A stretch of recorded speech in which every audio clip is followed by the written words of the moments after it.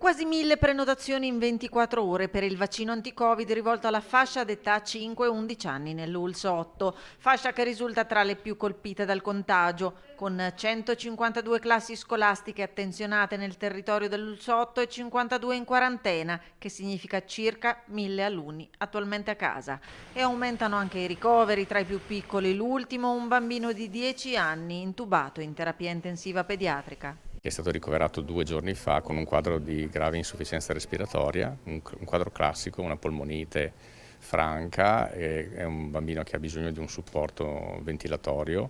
ha bisogno di essere sedato, è un bambino che è molto impegnato da un punto di vista della sintomatologia.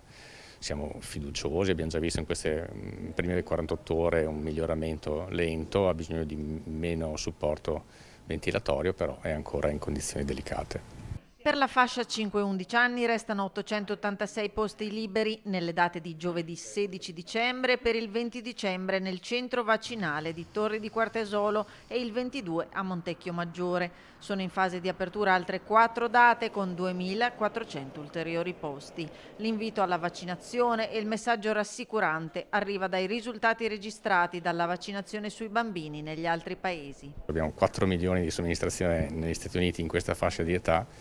che non hanno comportato alcuna reazione collaterale significativa,